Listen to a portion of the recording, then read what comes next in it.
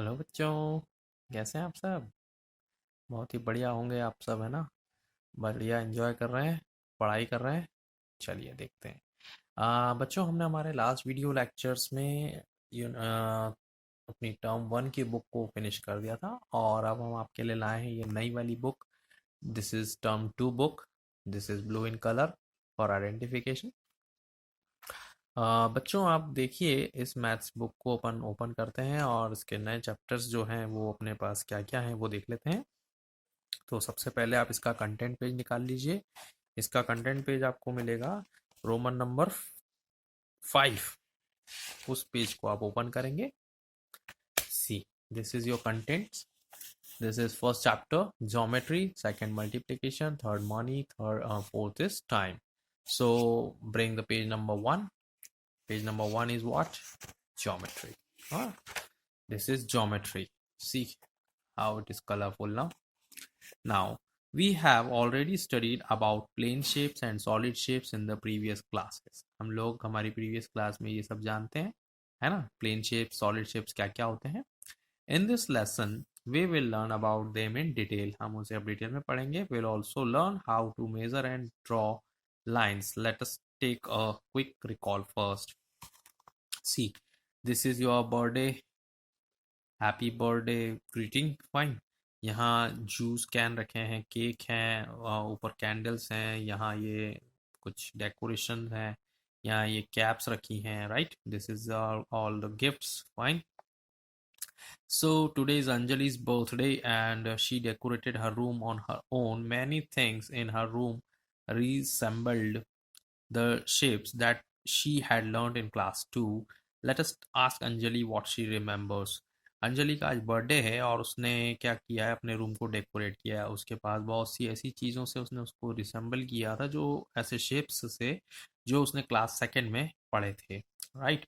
उसने सीखे थे। नाउ अब हम अंजलि से पूछते हैं उसे क्या क्या रिमेंबर है। Observe the pictures carefully and count the plane shapes. Total number of triangles कितने हैं यहाँ पर? ट्राइंगल्स काउंट करने हैं, तो इस फिगर को देखेंगे यहाँ पर 1 2 3 4 5 6, right? 7 and this is 8। 8 triangles हैं। और यस, कैंडल्स के भी काउंट कर सकते हैं, 9 10 एंड 11। सो 11 कैंडल्स हो गए, है ना? अब इसमें सर्कल्स पूछ रहे हैं, number of circles 1 2 3 and 4 5 6 7 8 and 9 and 10, fine. 11 12 13 14, 14 circles हो गए। नंबर ऑफ रेक्टेंगल्स कितने हैं? तो रेक्टेंगल्स काउंट कीजिए आप। 1 2, है ना, 3 4 5 and 6। 6 rectangles, 7 8 9 10। 10 rectangle. Okay, so write 10 here. And total number of squares, how many squares? So wait a minute. 11 12 13, 13 rectangles are there.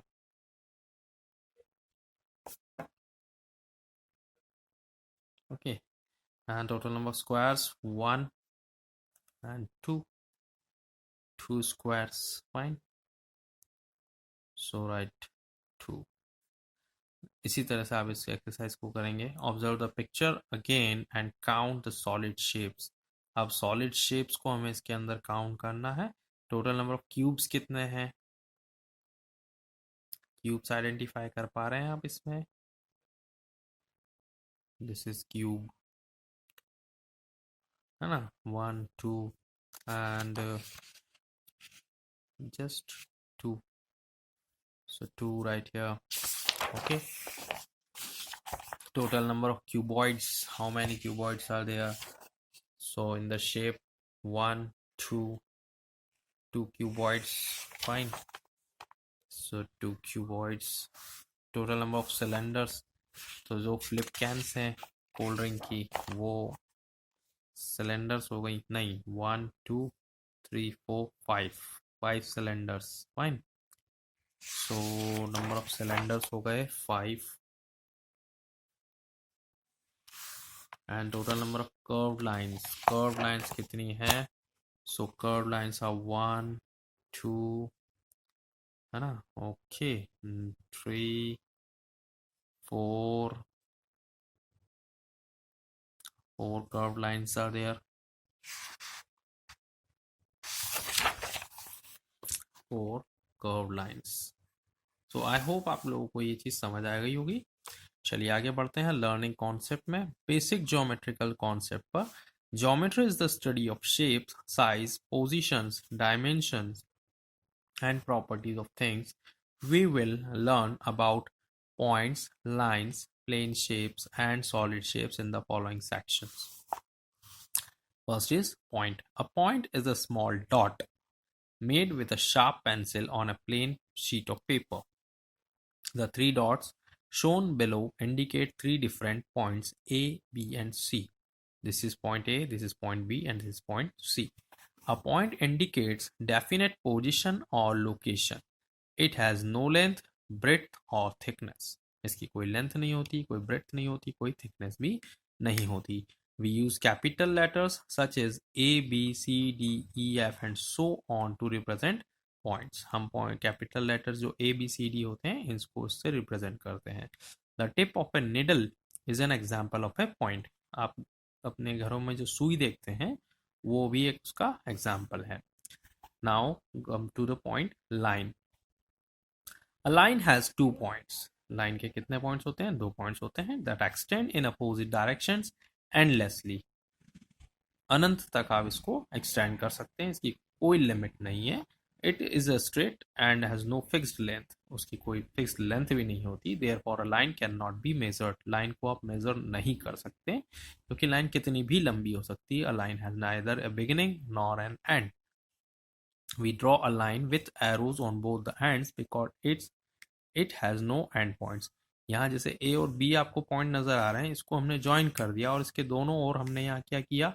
Arrow लगा दिए. इसका ये मतलब है कि इस A पॉइंट से लेकर के हम इसको कितना भी एक्सटेंड कर सकते हैं इस डायरेक्शन में, और इस B पॉइंट से हम इसको कितना भी एक्सटेंड कर सकते हैं. इसलिए इसका कोई मेजरमेंट नहीं है. The given figure shows that a line is defined by 2 points A and B. It is written with an arrowhead on both the ends. The arrow on a line represents endlessness of the line. असीमितता मतलब उसकी कोई limit नहीं होना. ठीक है. Thus, in this example, the line is denoted as AB and read as line AB. Fine. A line is also denoted with a single lowercase letter. For example, the line shown below can be named as line P. Fine. Now move to other next page.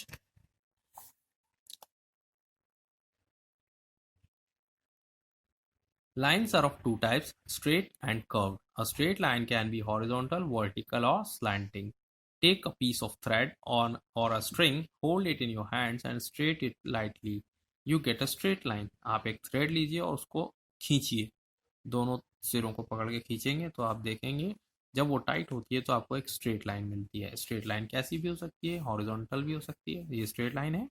Horizontal lines या sleeping lines कहते हैं, इन्हें verticals या फिर standing lines कहते हैं, और ये स्लैंटिंग लाइंस कहलाती हैं जिन्हें हम तिरछी खींचते हैं या स्लोपिंग लाइंस भी कहते हैं. Fine.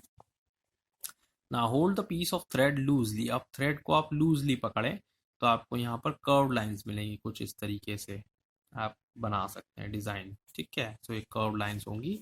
To given points can be joined by any number of curved lines, but there can only be one straight line passing through those two given points. दो जो गिवन पॉइंट्स हैं आप उन्हें join कर सकते हैं बाय किसी भी नंबर ऑफ कर्व लाइन से, but there only can only be one straight line passing through these two given points. Fine. Now line segment. The part of a line which has two end points is called line segment.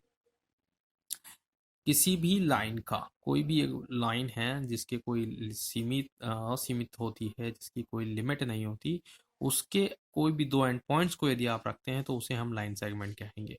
It is the shortest distance between 2 points. A line segment has a fixed length and hence can be measured.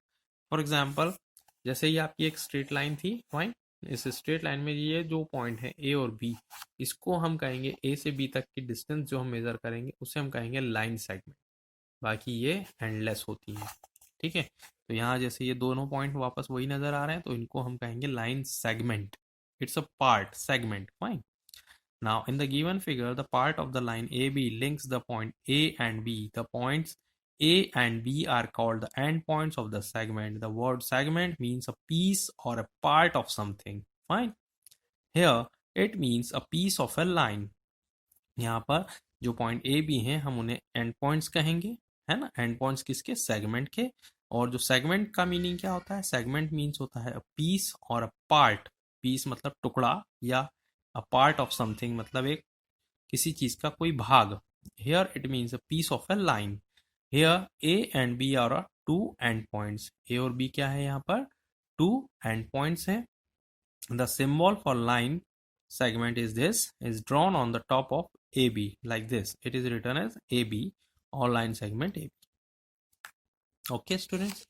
Now turn the page. This is ray.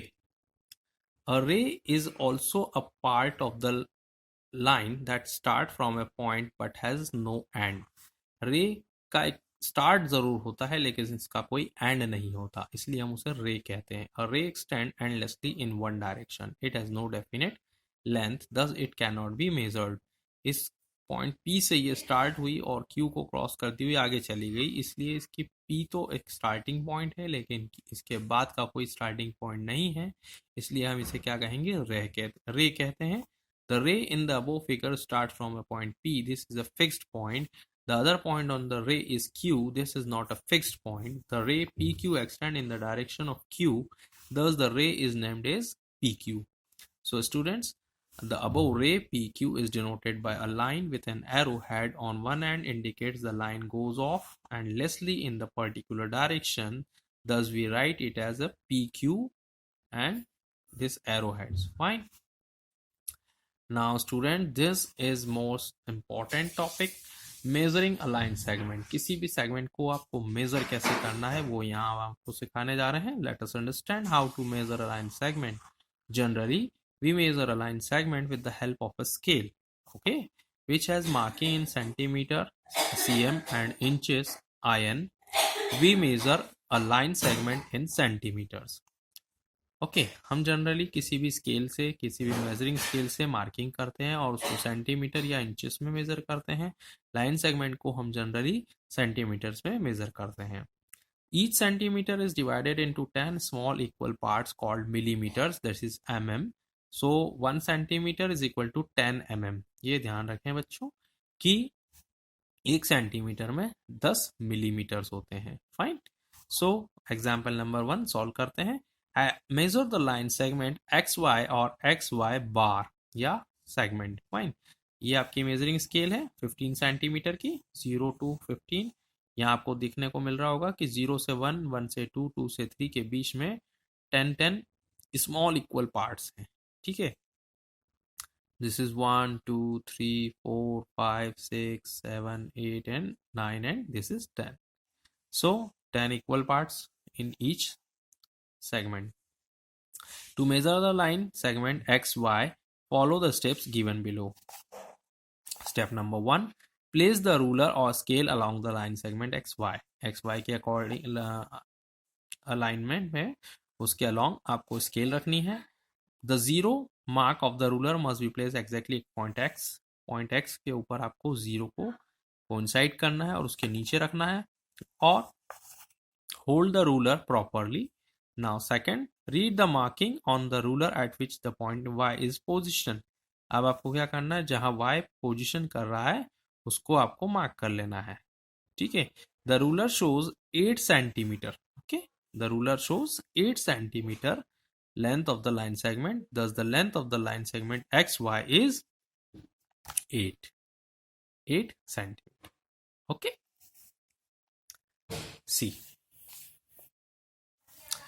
Now how to draw a line segment. अब आप इसको draw कैसे करते हैं, तो draw करना भी हम आपको सिखा देते हैं।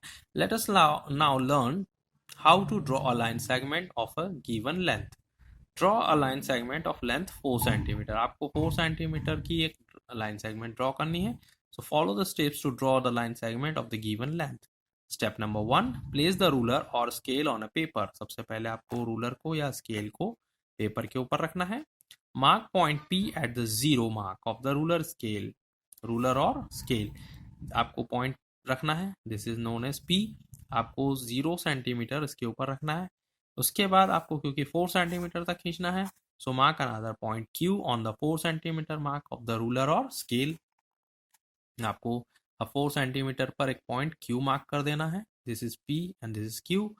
Now join both the points P and Q along the edge of the ruler to make a line segment. When we then get a line segment PQ which is 4 centimeter. अब P से लेकर के Q के जो point हैं उनको आपको इसके अलॉन्ग ज्वाइन कर देना है, तो आपको एक लाइन सेगमेंट मिल जाएगा PQ।